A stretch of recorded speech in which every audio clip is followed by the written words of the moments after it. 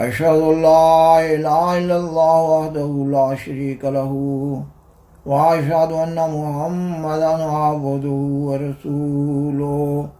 أما بعد فأعوذ بالله من الشيطان الرجيم بسم الله الرحمن الرحيم ما كان محمد أبا أحد من رجالكم ولكن رسول الله وخاتم النبيين وكان الله بكل شيء عليما۔ سامعین و ناظرین کرام، السلام علیکم ورحمۃ اللہ وبرکاتہ۔ آج کا پروگرام عقیدہ ختم نبوت کی اصل حقیقت کے مضمون پر قسط نمبر 6 کے طور پر پیش کیا جا رہا ہے، اور اس پروگرام کے آخری حصہ میں اس مضمون کو قرآن مجید کے سورۃ النساء کی آیت 70 کی روشنی میں بالوضاحت بیان کیا جا رہا ہے۔ سیدنا حضرت مرزا غلام احمد قادیانی امام مہدی و مسیح موعود علیہ السلام اپنی کتاب حقیقت الوحی روحانی خزائن جلد 22 صفحہ 29 اور 30 پر لکھتے ہیں، جس کامل انسان پر قرآن شریف نازل ہوا اس کی نظر محدود نہ تھی، اور اس کی عام غمخواری اور ہمدردی میں کچھ قصور نہ تھا، بلکہ کیا با اعتبار زمان اور کیا با اعتبار مکان اس کے نفس کے اندر کامل ہمدردی موجود تھی۔ اس لیے قدرت کی تجلیات کا پورا اور کامل حصہ اس کو ملا اور وہ خاتم الانبیاء بنے، مگر ان معنوں سے نہیں کہ آئندہ اس سے کوئی روحانی فیض نہیں ملے گا، بلکہ ان معنوں سے کہ وہ صاحب خاتم ہے، بجوز اس کی مہر کے کوئی فیض کسی کو نہیں پہنچ سکتا، اور اس کی امت کے لیے قیامت تک مکالمہ اور مخاطبہ الہیہ کا دروازہ کبھی بند نہ ہوگا، اور بجوز اس کے کوئی نبی صاحب خاتم نہیں۔ ایک وہی ہے جس کی مہر سے ایسی نبوت بھی مل سکتی ہے جس کے لیے امتی ہونا لازمی ہے،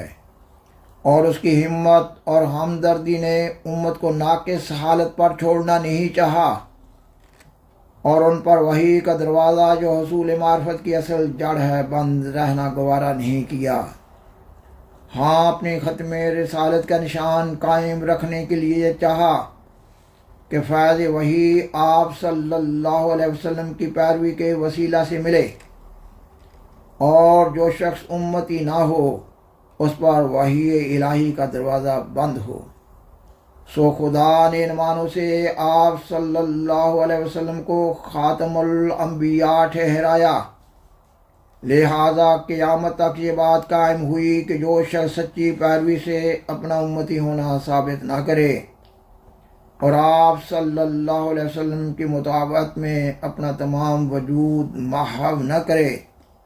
ایسا انسان قیامت تک نہ کوئی کامل وحی پا سکتا ہے اور نہ کامل ملہم ہو سکتا ہے،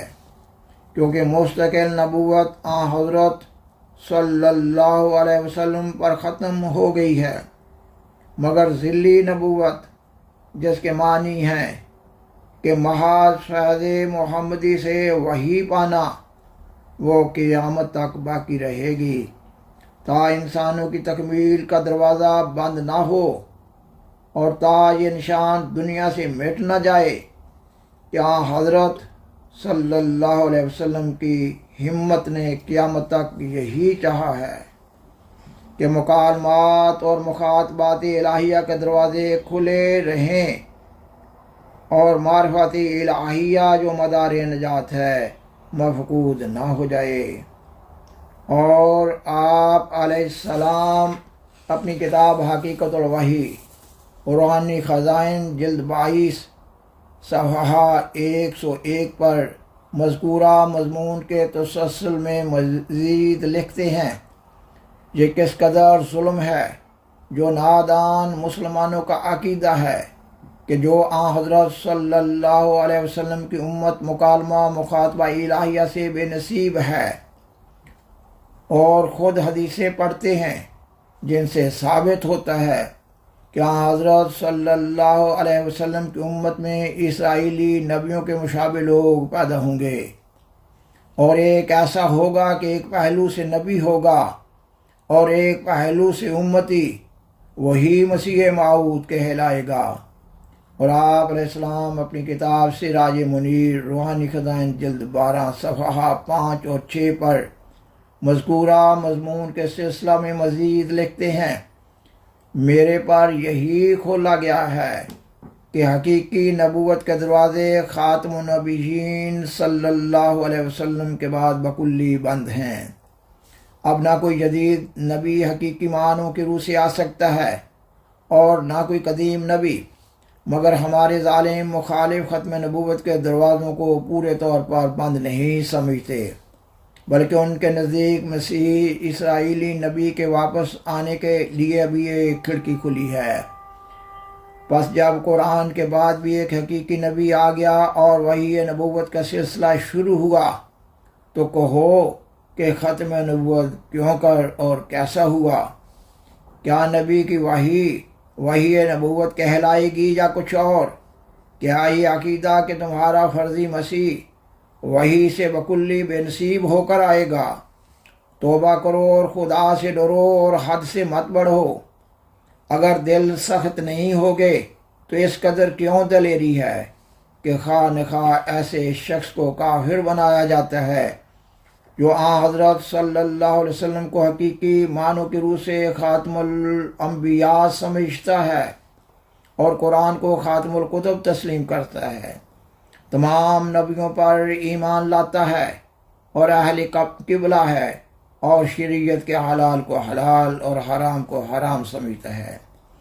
خاکسار نے اس پروگرام کے آغاز سے ابھی تک سیدنا حضرت مرزا غلام احمد قادیانی امام مہدی و مسیح موعود علیہ السلام کی 2 کتب سے 3 حوالہ جات پیش کیے ہیں۔ ان حوالہ جات کی روشنی میں یہ مضمون بالوضاحت بدلائل بیان ہو رہا ہے کہ اللہ تعالیٰ نے آپ علیہ السلام کو امت محمدیہ میں سیدنا حضرت محمد رسول اللہ خاتم الانبیاء صلی اللہ علیہ وسلم کی محبت، اطاعت اور پیروی میں امام مہدی و مسیح موعود کے منصب جلیلہ پر فائز فرمایا ہے، اور یہ کہ حضرت مسیح عیسیٰ بن مریم علیہ السلام وفات پا چکے ہیں، اور یہ کہ آپ علیہ السلام کو امت محمدیہ میں امتی نبی کے مقام پر فائز کیا گیا ہے تاکہ موسوی سلسلہ اور محمدی سلسلہ میں باہم پوری مشابہت پیدا ہو جائے۔ سامعین و ناظرین کرام، سیدنا حضرت مسیح موعود علیہ السلام اپنی کتاب حقیقت الوحی روحانی خزائن جلد 22 صفحہ 100 پر لکھتے ہیں، کیونکہ اللہ جل شانہ نے آن حضرت صلی اللہ علیہ وسلم کو صاحب خاتم بنایا، یعنی آپ صلی اللہ علیہ وسلم کو حفاظہ کمال کے لیے مہر دی جو کسی اور نبی کو ہرگز نہیں دی گئی۔ اسی وجہ سے آپ صلی اللہ علیہ وسلم کا نام خاتم النبیین ٹھہرا، یعنی آپ صلی اللہ علیہ وسلم کی پیروی کمالات نبوت بخشتی ہے، اور آپ صلی اللہ علیہ وسلم کی توجہ روحانی نبی تراش ہے، اور یہ قوت قدسیہ کسی اور نبی کو نہیں ملی۔ قرآن مجید کی کئی ایک آیات میں ختم نبوت کی اصل حقیقت سے متعلق یہ مضمون بالوضاحت بیان ہو رہا ہے۔ اللہ تعالیٰ قرآن مجید کی سورۃ النساء کی آیت 70 میں بیان فرماتا ہے، وَمَن يُطِعِ اللَّهَ وَالرَّسُولَ، اور جو بھی اللہ کی اور اس رسول کی اطاعت کرے، فَأُولَٰئِكَ مَعَ الَّذِينَ أَنْعَمَ اللَّهُ عَلَيْهِمْ، تو یہی وہ لوگ ہیں جو ان لوگوں کے ساتھ ہوں گے جن پر اللہ نے انعام کیا ہے، من النبیین والصدیقین، یعنی نبیوں میں سے، صدیقوں میں سے، والشہداء والصالحین، شہیدوں میں سے اور صالحین میں سے، وحسن اولئک رفیقا، اور یہ بہت ہی اچھے ساتھی ہیں۔ خاکسار نے اس آیت کا لفظی ترجمہ بیان کیا ہے۔ سورۃ الفاتحہ میں اللہ تعالیٰ نے اپنے منعم علیہم یعنی اپنے انعام یافتہ بندوں کے راستہ پر چلنے کی توفیق پانے کی دعا سکھائی ہے، اور اس آیت میں اللہ تعالیٰ نے امت محمدیہ میں طریق حصول نعمت اور تحصیل نعمت کو بیان کیا ہے۔ اللہ تعالیٰ فرماتا ہے کہ وہ بندے جو اللہ کی اور اس کے اس رسول یعنی محمد صلی اللہ علیہ وسلم کی اطاعت کریں گے وہ ان میں شامل ہو جائیں گے جن پر اللہ نے انعام کیا، یعنی نبی، صدیق، شہید اور صالح، اور یہ ان کے اچھے ساتھی ہوں گے۔ اس آیت میں بتایا جا رہا ہے کہ سیدنا حضرت محمد رسول اللہ خاتم الانبیاء صلی اللہ علیہ وسلم کی پیروی سے ایک انسان صالحیت کے مقام سے ترقی کر کے نبوت کے مقام تک پہنچ سکتا ہے۔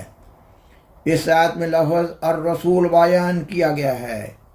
یعنی الرسول کے لفظ پر الف لام داخل کیا گیا ہے،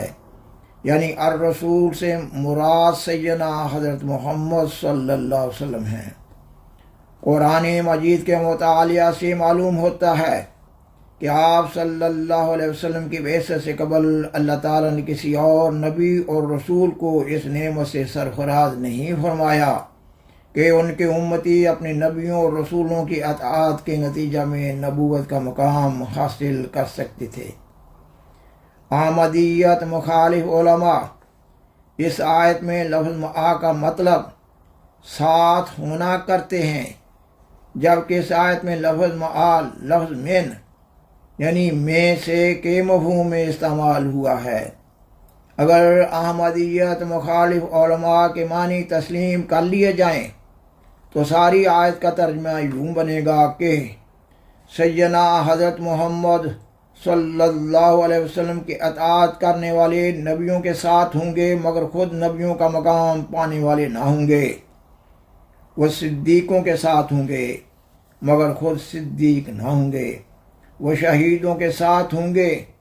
مگر خود شہید نہ ہوں گے، وہ صالحین کے ساتھ ہوں گے مگر خود صالح نہ ہوں گے۔ گویا یہ امت خیر امت نہیں بلکہ نعوذ باللہ شر امت ہوئی۔ قرآن مجید میں وارد لفظ معا جس کا ترجمہ ساتھ ہونا کیا جاتا ہے، سیاق و سباق کو مد نظر رکھتے ہوئے بعض مقامات پر اس کا ترجمہ لفظ من یعنی سے کے مفہوم میں بھی ادا کیا جاتا ہے۔ مثلا اللہ تعالیٰ قرآن مجید کی سورۃ آل عمران کی آیت 194 میں بیان فرماتا ہے وَتَوَفَّنَا مَعَ الْأَبْرَارِ، یعنی اے اللہ ہم کو نیک لوگوں کے ساتھ وفات دے۔ اس آیت میں اللہ تعالیٰ نے مومنوں کو سکھائی ہوئی ایک دعا کا ذکر کیا ہے، یہ کہ مومن بندے دعا کرتے رہتے ہیں کہ اللہ تعالیٰ ان کو نیک لوگوں میں شامل ہونے کی توفیق دینے کے بعد اپنی طرف بلائے۔ اس دعا کا یہ مطلب تو نہیں ہے کہ جب نیک لوگ فوت ہونے لگیں تو وہ بھی ساتھ ہی فوت ہو جائیں۔ اس مضمون کے اخیر میں اس ایک بڑے اعتراض کا جواب دینا بھی مطلوب ہے کہ بعض لوگ سوال کرتے ہیں کہ کیا حضرت مرزا صاحب ہی وہ فرد واحد ہیں جن کو اللہ تعالیٰ اور سیدنا حضرت محمد رسول اللہ صلی اللہ علیہ وسلم کی اطاعت کرنے کی توفیق ملی ہے؟ اس کا جواب یہ ہے کہ امت محمدیہ میں ہزاروں ایسے اولیاء اللہ گزرے ہیں جو اللہ تعالیٰ کے نزدیک امتی نبی کا مقام پانے والے تھے، لیکن اللہ تعالیٰ کی طرف سے یہ مقدر تھا کہ ظاہری طور پر امام مہدی و مسیح موعود کو ہی امتی نبی کا لقب دیا جائے۔ سامعین و ناظرین کرام، بالآخر درخواست ہے کہ برائے مہربانی اس پروگرام کو لائک کریں، دوسروں سے شیئر کریں اور حضرہ کرم اس چینل کو سبسکرائب کریں۔ جزاکم اللہ تعالی احسن الجزا وآخر دعوانا ان الحمد للہ رب العالمین، والسلام علیکم ورحمۃ اللہ وبرکاتہ۔ شکریہ۔